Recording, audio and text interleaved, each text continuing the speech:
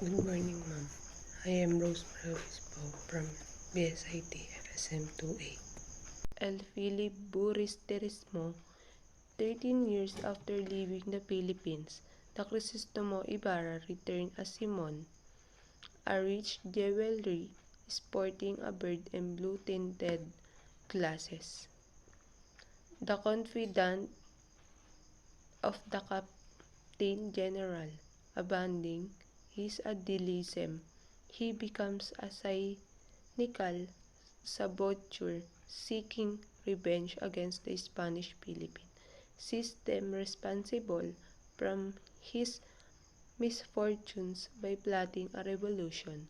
Simon insinuates himself into Manila high society and influence every decision, and Captain General to mismanage the country's affairs so that the revolution will break out.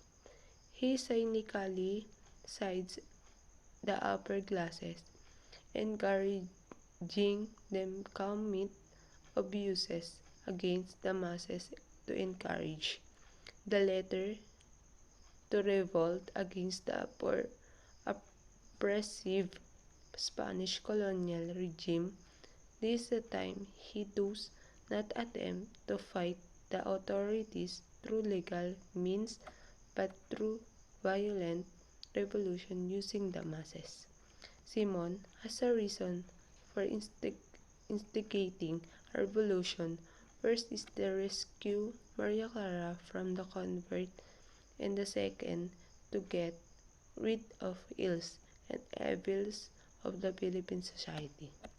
His true identity of discovered by a now grown-up Basilio while visiting the grave on his mother, Sisa as a Simon as the gathering the grave site for his buried treasures.